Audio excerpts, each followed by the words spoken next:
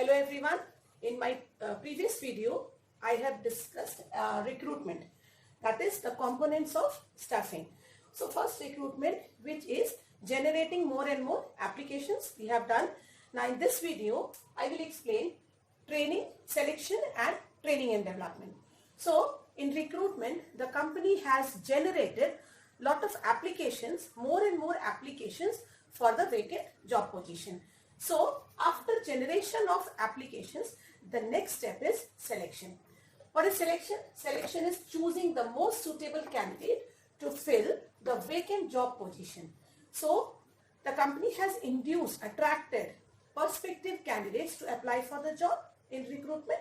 Now there are several steps which the company will follow for selection of the candidate, for selecting a suitable candidate, best candidate or the right person, for placing him at the right job position. So selection is selecting the suitable candidate, the best candidate for the vacant job position. And there are certain steps in the selection process. There are 8 steps which we have to follow while selecting the candidate. After the candidate is selected, next is training and development. This is the third component of staffing. Training and development. Training is increasing the skill of the employee for performing the job, and development is overall development of the employee. So in this we will see the difference between training and development. Then there are 2 methods of training: on the job method of training and off the job method of training. And then we have to do 3 methods, that is apprenticeship, internship and vestibule training. So these all we have to do in second and third component of staffing. So we'll discuss this in detail through PPT. Selection. This is the second component of the staffing function. In selection, the best candidate is chosen to fill the vacant job position. Selection is defined as discovering or finding the most promising and suitable candidate to fill up the vacancy or the vacant job position. So see what happens in the recruitment. Large number of applications are received by the organization, by the company, and then from among those applications the company has to select the best candidate. So there are certain steps to be performed for selecting the right candidate. So there are 8 steps in selection process. First is preliminary screening, where the applications are selected and then they are called for basic interview. Then we have some selection test. After the test, the employee has to after qualifying the test, they have to face the interview, that is employment interview. And then the company checks the background of the candidate. Then selection decision is taken. After selection decision, they have to undergo medical examination. Then after medical, job offer is given to the candidate, and finally the contract of employment is made. So these are the steps in selection process. So first is preliminary screening. This is the first stage in selection process. Here what happens, the candidate whose application is selected based on their qualification, their experience, they are called for preliminary interview. So this interview is conducted just to check the confidence level of the candidate and to know the basic things about the candidate. Only general and basic questions are asked related to their previous job, the status of the employee, of the people, the status of the candidate, then their schooling, college. These basic questions are asked in preliminary screening. Then we have selection test. So there are we have to do 5 tests in this, but these tests are tailor-made for the companies. That means the company, they go for their own tailor-made selection. Means according to the requirement of the job, they decide which test they are going to conduct. Okay. So the written test is taken to find out the practical knowledge of the candidate. So these are the 5 tests.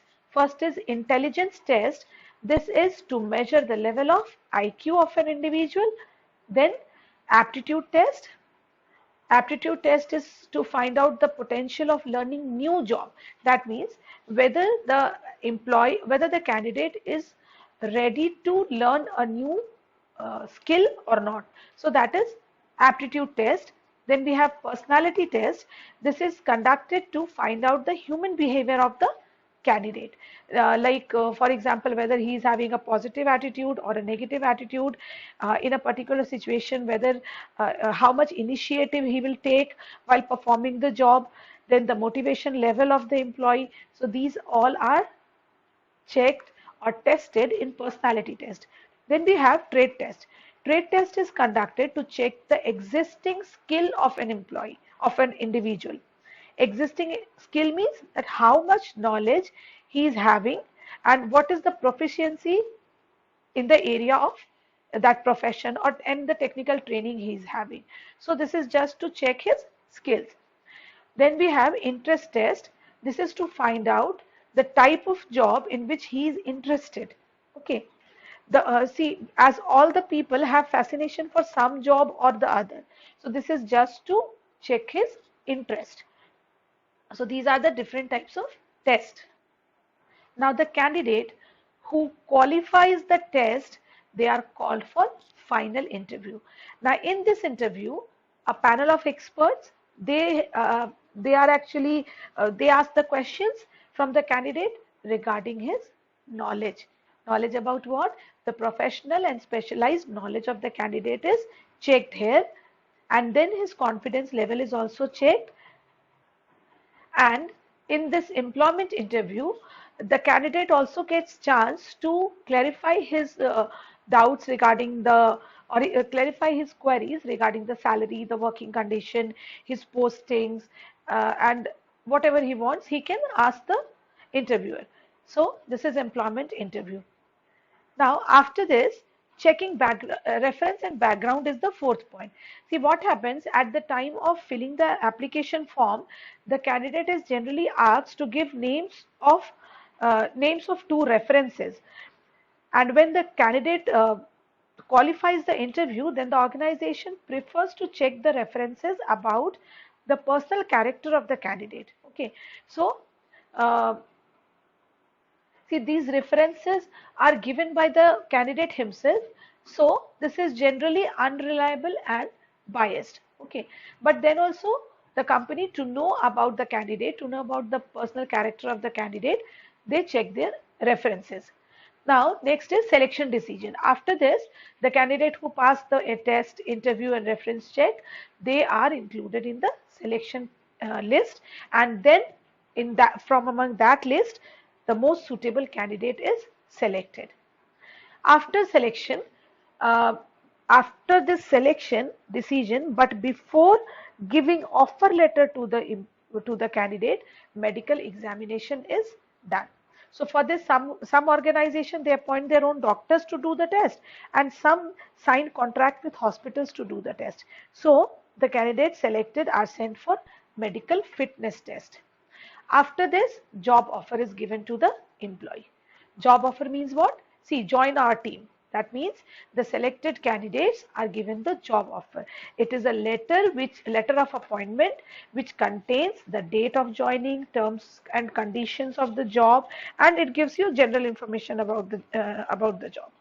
So this letter of appointment is given, and then the candidate is given some time. He is given some time to join, to accept this offer letter. Once this offer letter is accepted by the candidate, then the contract of employment comes into existence. This is what, when he accepts the offer and signs the contract of employment, then only he starts working or he joins the organization. So this contract of employment contains what? It contains job title, the pay and allowances, the working hours, rules, regulations regarding the leave, the probation period. All required information is given in this contract of employment. So with contract of employment, the selected candidate will join the organization. So after this, he will join the organization. So these are the 8 steps in the selection process. After this comes training and development. So training and development is the third component of staffing. So what is training? Training is equipping the employees with the required skills to perform the job. whatever skill is required by an employee to do a particular job, to perform a particular job, that skill is given in training.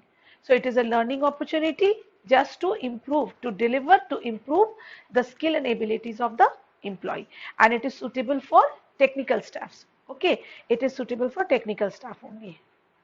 So training is improving the skills of the technical staff. Then we have development. So development refers to the overall growth of the employee. It includes it focuses on the personal growth and successful development. That means it focuses on human and conceptual skill also, not only technical skills, but it focuses on human and conceptual skills also. Development finds out the hidden qualities of an employee. Okay, so it provides all-round development of the employee. So now the needs and benefit of training.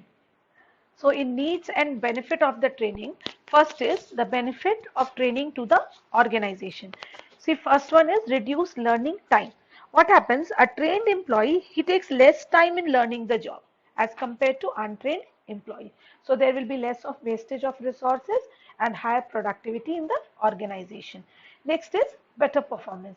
Again, the same thing, that the trained employee is always better because he will perform effectively in the organization, and uh, he will always be better than the untrained employees. Okay, training improves their performance and efficiency level. Next comes the attitude formation.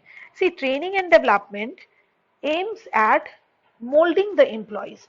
They can develop a positive attitude and they get motivated also. So there is change in the attitude of the employees. Then is it aids in solving the, or helps in solving the operational problems.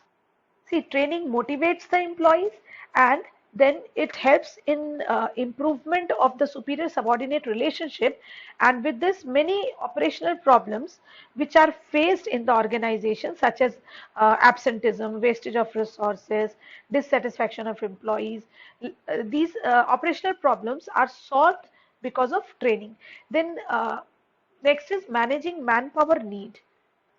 See, when the organization, they train their employees, the training of the employees solve their long-term problems of manpower, and it helps to adapt the changes, because trained employees, they are better in adapting themselves according to the environmental changes. Then we have the benefits of training to the employees. See, they will have more knowledge, or their knowledge and skill will be improved due to training. So there will be better career options for them. Then earning more means improvement in efficiency and performance of the employee, helps the employee to get more income. Then it boosts the morale of the employees, because training increases the satisfaction of the employees, and the morale is also it boosts up the morale also. Then there is less chances of accidents. Why? Because they are trained, they work nicely, effectively in the efficiently in the organization, so there is less chances of accidents as compared to untrained employees. So these are the benefits of training to the organization and to the employees. Next is the methods of training. There are two methods of training: on the job training method, and next one is off the job training. So on the job means when the employees are trained while performing their job. That means uh, the place where they are working, their workplace uh, itself, there only they are getting trained. So this is a method which is known as learning by doing. So, and it is suitable for technical jobs only. So since the employees are trained while they are performing the job, so employee can learn the practical problems while working on the job. And but there is one disadvantage is also there in this method, that this method results in wastage of resources, isn't it? So this is on the job method of training. Next is, second is off the job training. This is uh, training of employees by taking them away from the work position. Means employees are given a break from the job and then they are sent for training, and this is suitable for managerial job positions only. Okay, like there are conferences, seminars are conducted to train the managers. So this is generally suitable for managerial job positions. Then there are three training methods which we have to study. First is apprenticeship training, next is internship, and then the vestibule training. What is an apprenticeship training? First is it is an on-the-job method of training where, see, you can see in the photograph also, the workers, they are uh, they are trained by a master worker. A master worker is appointed, or a trainer or guide is appointed, who guides, who trains the worker for doing a particular job. Examples can be plumber, electrician, iron workers. Okay, so this is suitable for people who are seeking to enter skilled jobs. This is apprenticeship training. Next comes internship. This is also an on-the-job training method. That is, the training is given at the place of work. So internship is, and see what happens. The companies, and there is an agreement between the company and the educational institutions, and the institution, they send their students to the companies to get some practical as well as theoretical knowledge. Okay, so that is internship. Then the third one is vestibule training. This is off the job method of training where the training is done in classroom, where the employees are taught and they are trained on the equipment similar to that used on the job, used in that particular job. So computer and robotics training is often done in vestibule classroom. So vestibule means what? A duplicate model of the organization. This is suitable when the machinery is very expensive, very delicate, and that a dummy model is created, or a dummy model of that machinery is created, and the workers, the learners are trained on that dummy model. Okay, so this is away from the workplace. So this is off the job method of training, that is vestibule training. So with this we complete the training and development, that is the last component of staffing. Thank you.